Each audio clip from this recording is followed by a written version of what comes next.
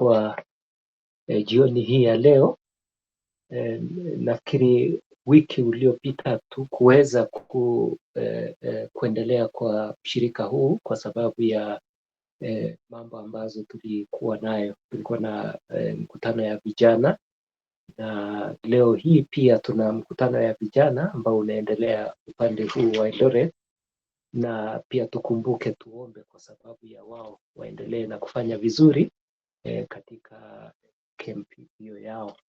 Kwa hivyo karibuni tena tuweze kusikiza neno lake Mungu kwa siku ya leo, na natumai kutokana na maneno haya tutaweza kujifunza mambo yake Mungu.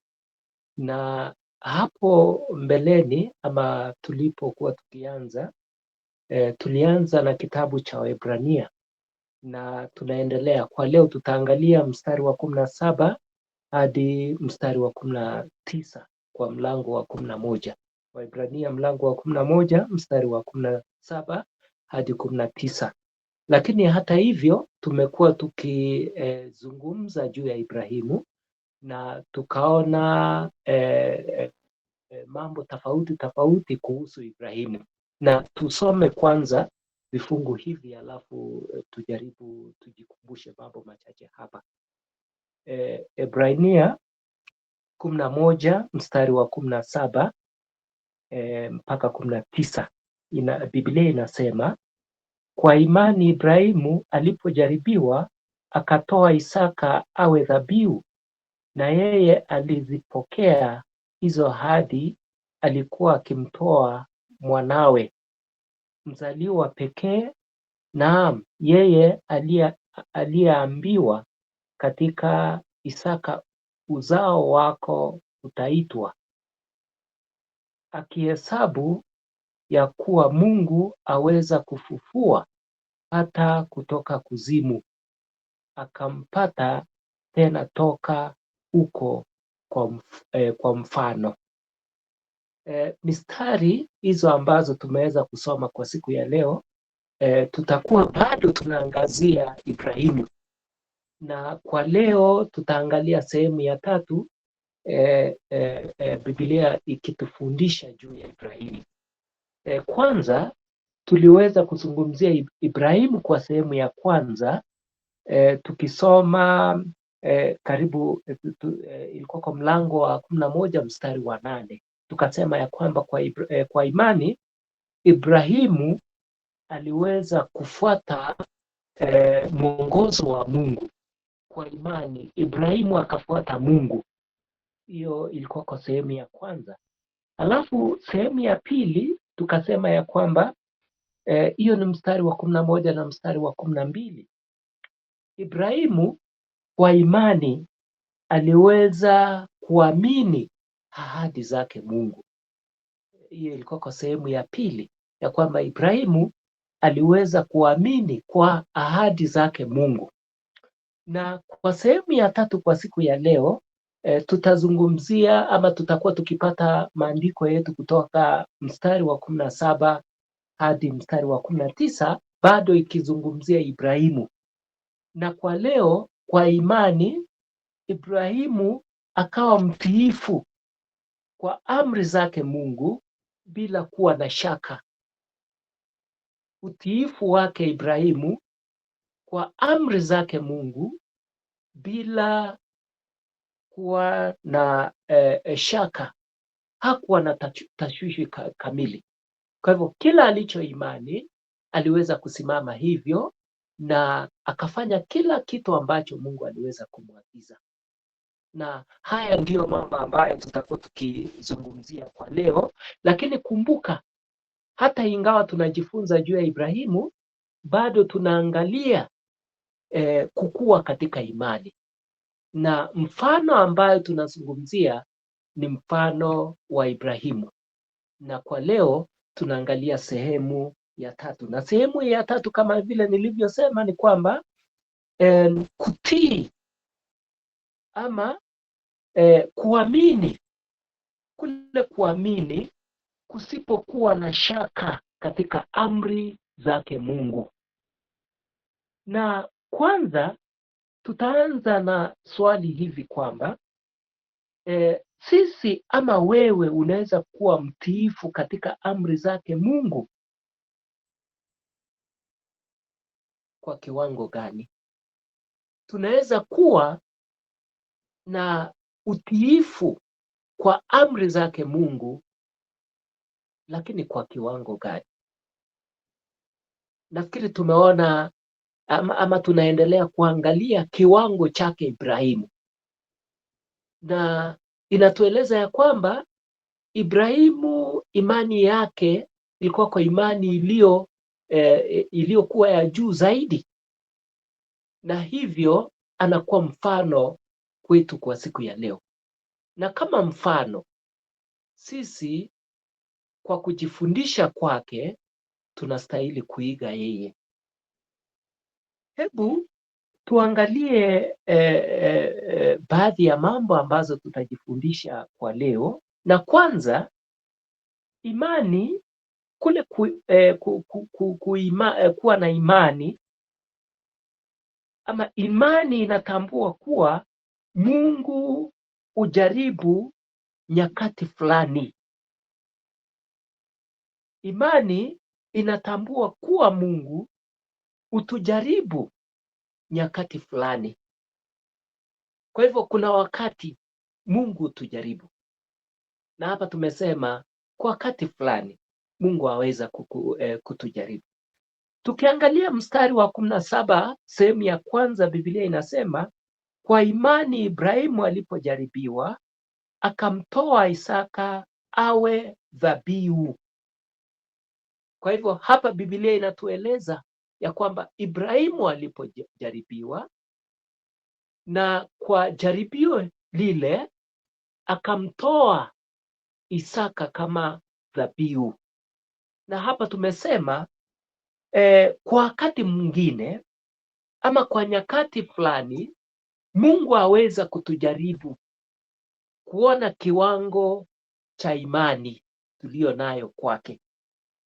Na kwanza tunapojaribiwa ama majaribu yanapokuja kwa wakati mwingine, Mungu amaanishi ama Mungu akusudii kamwe ama Mungu hakukusudia kamwe Ibrahimu atoe Isaka. Hata ingawa Mungu aliweza kumjaribu Ibrahimu kutoa mwanawe Isaka, lakini hakukusudia ya kwamba Ibrahimu aweze kumtoa mwanawe kama sadaka. Mungu hakukusudia vile. Na tukisoma maneno haya utakumbuka haya ni maneno ambayo tunapata katika kitabu cha Mwanzo mlango wa 22 mstari wa kwanza na mstari wa pili. Mstari wa kwanza unasema, ikawa baada ya mambo hayo Mungu alijaribu Ibrahimu akamwambia, Ibrahimu, naye akasema mimi hapa.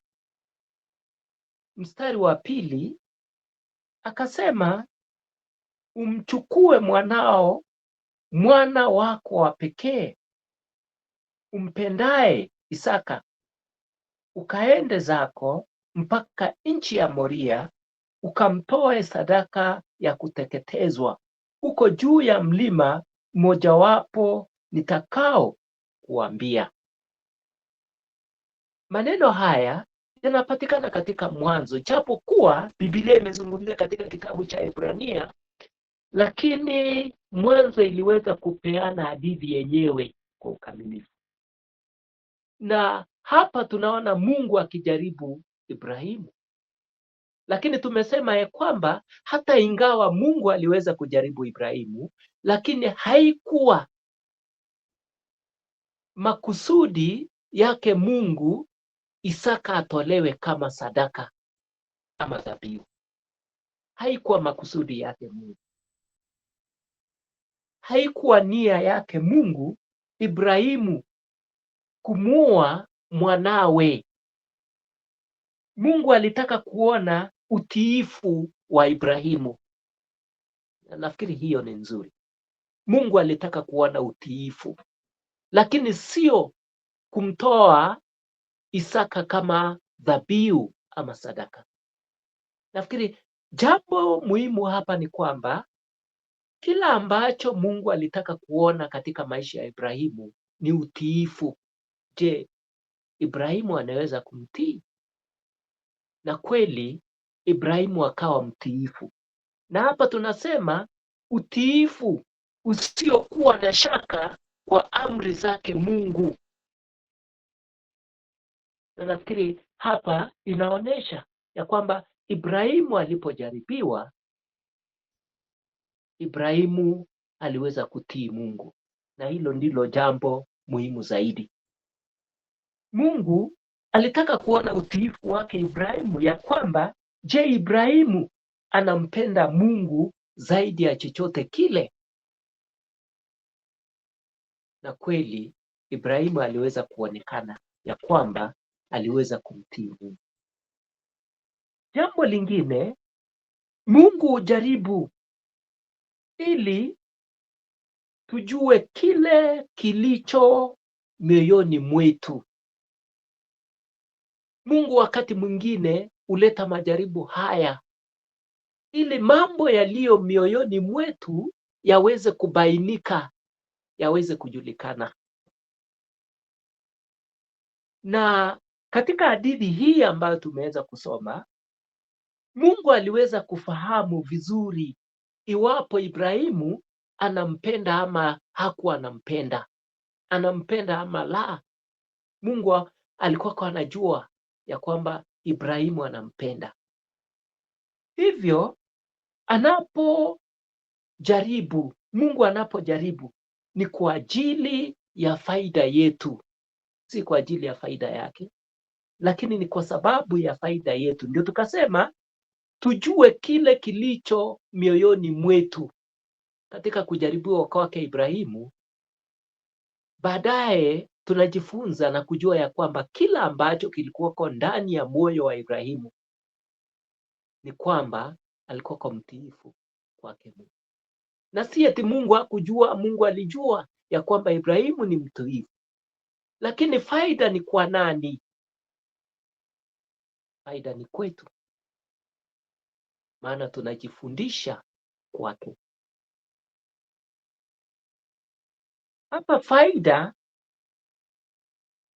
ni kwamba tufahamu kile kilicho mioyoni mwetu. Kwa imani, Ibrahimu alipojaribiwa alitoa Isaka kama dhabihu, kumaanisha Mungu anafaa kuwekwa mbele kwa mambo yote. Hivyo ndivyo Ibrahimu aliweza kufanya. Aliweka Mungu mbele, na kile Mungu aliweza kusema alifanya hivyo kwa sababu alimtii Mungu. Lakini kule kutii kwake inakuwa faida kwetu. Leo tunatambua kila ambacho kilikoko ndani ya moyo wa Ibrahimu, faida kwetu. Na nafikiri hilo pia lafaa kwetu ili iweze kusaidia na wengine. Jambo la pili ambalo nataka tujifunze ni kwamba imani hutii Mungu hata wakati hatuelewi ama hatufahamu. Kule kutii ama imani, kule kuwa na imani, hutii Mungu hata bila ufahamu. Mstari wa 17 sehemu ya pili. Mstari wa 17 sehemu ya pili inasema, na yeye aliyezipokea hizo ahadi alikuwa akitoa mwanawe mzaliwa pekee. Naam, yeye aliyeambiwa katika Isaka uzao wako utaitwa. Nafikiri mstari wa 17 sehemu ya pili na hata mstari wa 18 Biblia inatueleza hayo. Na katika mistari hizi Ibrahimu hakujua nia ya Mungu ilikuwa gani, hakufahamu, lakini kwa sababu Mungu amesema, yeye alikuwa tayari kufanya vile. Na kumbuka, anapofanya vile, Isaka alikuwa mwanawe wa pekee, hakukuwa na mwingine. Hapa hatuzungumzii Ishmaeli, kwa sababu Ishmaeli alikuwa mtoto wa mjakazi wa mke wa Ibrahimu, lakini ahadi ilikuwa kwa Isaka, mtoto wa mke wa Ibrahimu, na maanisha Sara. Kwa hivyo Ibrahimu ilikuwa ile baraka ilikuwa inatoka kwa uzao wa Sara, uzao wa Ibrahimu, lakini si kwa Ishmaeli. Na hapa Ibrahimu yuko tayari kumtoa huyu mtoto wa pekee. Na hapa tunasema imani hutii hata wakati hatufahamu. Maana Ibrahimu hakuelewa ni nini nia yake Mungu, hakuweza kujua, lakini kwa sababu Mungu alisema, alikuwa tayari kufanya vile, alikuwa tayari kufanya vile. Na hivyo basi, kwanza Ibrahimu alikuwa tayari kutoa mwanawe kama dhabihu, kutoa mwanawe kama dhabihu. Mstari wa 17 umeweza kutueleza ya kwamba Ibrahimu, ingawa yeye ndiye aliyeahidiwa, bado alikuwa tayari kutoa Isaka kama dhabihu. Alikuwa tayari. Na kumbuka, ahadi zile ambazo Mungu alikuwa ameahidi ilikuwa kupitia huyu Isaka. Hakukuwa na mtoto mwingine, lakini bado yuko tayari kufanya kama vile Mungu alivyosema. Na huku anapofanya vile, Isaka akiwa mwana wa pekee kutoka kwa Sara, kama vile nilivyosema ya kwamba alikuwa mtoto wa pekee, hakukuwa na mtoto mwingine. Huyu ndiye mtoto ambaye waliweza kumpata katika umri ambao ulikuwa umesonga, walikuwa wazee, na hawakuwa nafikiri, hawakuwa najua ya kwamba itawezekana wao kuwa na mtoto, lakini Mungu aliahidi ya kwamba watakuwa na mwana, na kweli ikafanyika vile. Na hapa Mungu anarudi na kumwambia ya kwamba anataka yule mtoto kama sadaka, kama dhabihu, lakini yuko tayari kutii na kufanya kama vile Mungu anavyosema.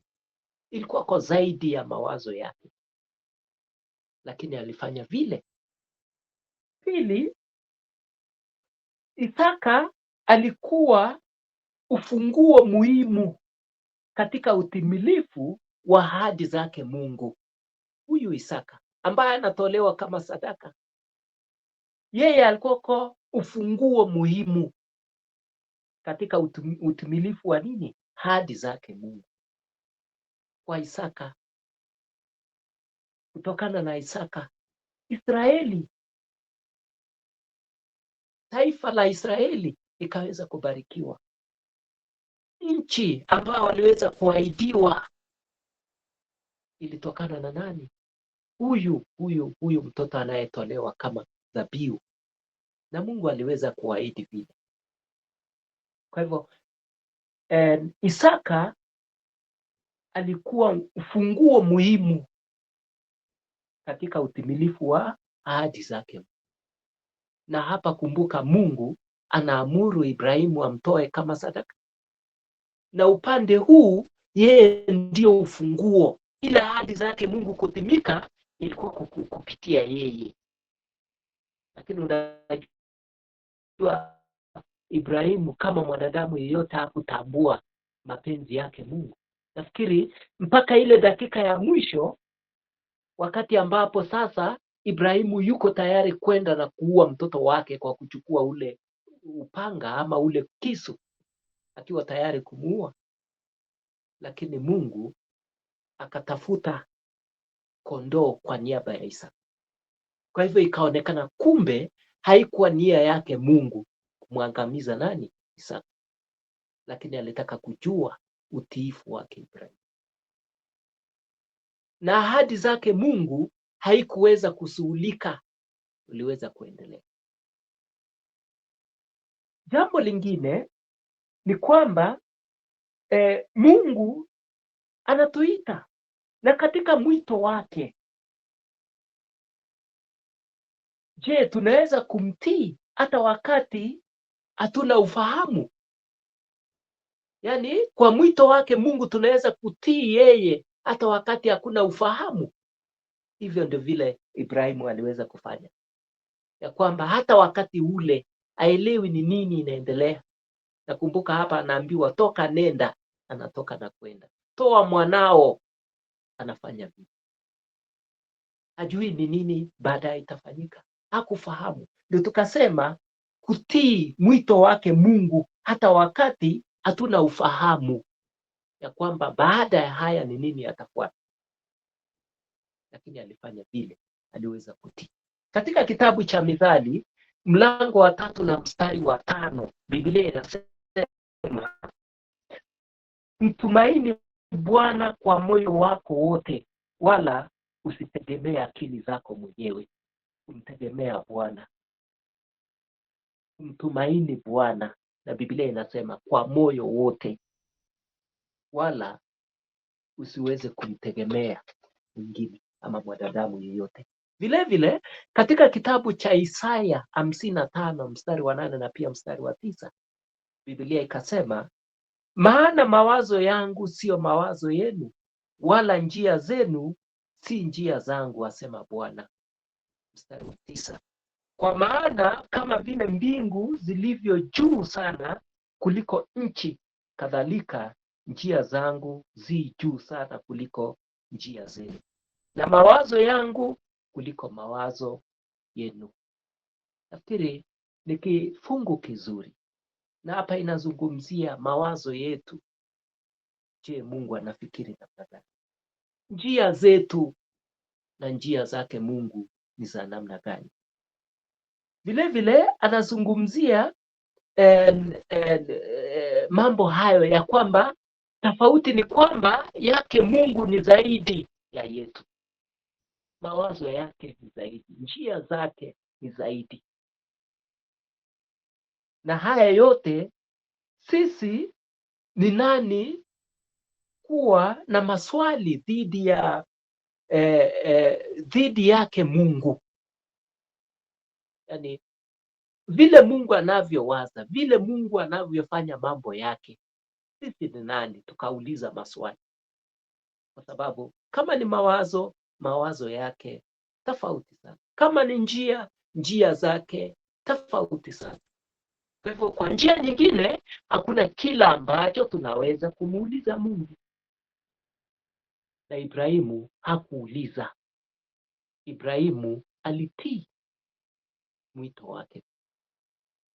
Kwa hivyo inaeleza imani, kiwango cha imani yake kwake Mungu. Alafu jambo la mwisho ambalo nitaguzia ni kwamba imani hutumaini Mungu kufanya kazi zote. Yaani imani hutumaini Mungu kufanya kazi zote, yaani kazi zote zifanyike, bado imani ile ile tunakuwa na matumaini. Tunaamini ya kwamba Mungu anaweza, tena kwa wakati wake. Na mstari wa 19 Biblia ikasema katika mstari wa 19, akihesabu ya kuwa Mungu aweza kufufua hata kutoka kuzimu, akampata tena toka huko kwa mfano.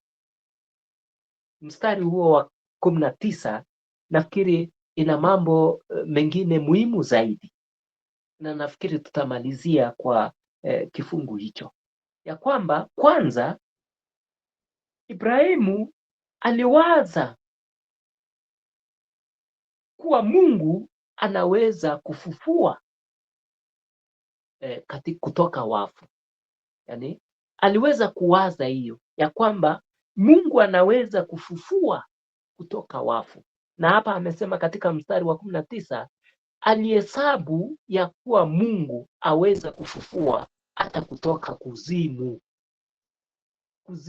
Wala wameenda, bado Mungu ana uwezo wa kufufua. Na Ibrahimu aliamini hivyo, aliwaza kwa kichwa kwa akili yake ya kwamba Mungu ana uwezo huo wa kufufua kutoka kwa wafu. Na kule kuhesabu kwake Ibrahimu, ama kufanya uamuzi au kuamua ya kuwa Mungu aweza kufufua hata kutoka kuzimu, nafikiri mambo haya ukitazama na kila ambacho kilikuwa kimefikia Isaka ni kwamba Isaka alikuwa tayari mfu, maana babaye alikuwa tayari kumuua. Alikuwa tayari kumuua, kula akiinua kisu tayari kummaliza kama amri yake Mungu. Ni kama Isaka alikuwa mfu, lakini hata ingawa alikuwa mfu, akiwa amechukua kisu tayari kumuua, badala yake Mungu akaingilia kati na akatoa kondoo kwa niaba ya nani? Isaka. Hivyo akamfufua. Ni kama Isaka alikuwa mfu, lakini Mungu hakuruhusu vile, ndio akatoa kondoo kwa niaba ya Isaka. Kwa hivyo Mungu aliweza kumtoa kutoka hali ile, kama hali ya mauti, hali ya kufa. Mungu akamregesha. Na hapa tumesema Ibrahimu aliwaza kuwa Mungu anaweza kufufua kutoka wafu, na kweli hali hiyo iliweza kuonekana, na Biblia imesema hapa vizuri, alihesabu ya kuwa Mungu aweza kufufua hata kutoka kuzimu, akampata tena toka huko. Kwa mfano, jambo lingine tukikaribia kumaliza, Isaka akawa kama kivuli au mithali, ama nitasema picha ya Kristo. Huyu Isaka ambaye tunazungumzia, ambaye Mungu babaye Ibrahimu alitaka kutoa kama sadaka, akawa kama picha, akawa kama kivuli ya Kristo Yesu. Isaka akawa kama picha ya Yesu. Yesu alitolewa kama dhabihu, akafufuka kutoka kwa kifo. Isaka na Yesu wote wakawa wana wa watiifu, kwa baba zao. Kwanza, hebu tuangalie tofauti kidogo, ama kila ambacho kiliendelea kwa Isaka na pia Yesu. Isaka aliweza kubeba kuni ya dhabihu ya kuteketeza akimsaidia baba yake, wanaenda pamoja. Aliweza kubeba ile kuni. Yesu upande wake aliweza kubeba ule msalaba hadi mahali pa kusulubiwa, ule Golgotha. Aliweza kubeba ule mti. Karibu kuna mambo ambayo yaliweza kufanyika, ambao ukitazama kwa Isaka na kwa Yesu iliweza kwenda pamoja. Pia safari ya Ibrahimu na Isaka ilichukua siku 3 kabla ya kufika Moria. Kabla ya kufika Moria, mahali ambapo Isaka angetolewa kama dhabihu, ilichukua siku 3. Yesu alifufuka, alikufa na akafufuka baada ya siku 3. Karibu mambo haya yanaenda pamoja. Kwa hivyo ndio tukasema Isaka akawa kivuli, akawa picha ya Kristo. Lakini tofauti iko hapa ni kwamba kwa niaba ya Isaka Mungu akatoa mwana-kondoo, akatoa kondoo kwa niaba ya Isaka. Lakini kwa upande wake Yesu hakukuwa na kila ambacho kingechukua nafasi yake. Yesu alibaki kuwa Yesu na akafa kwa ajili ya dhambi zetu. Kukawa na tofauti,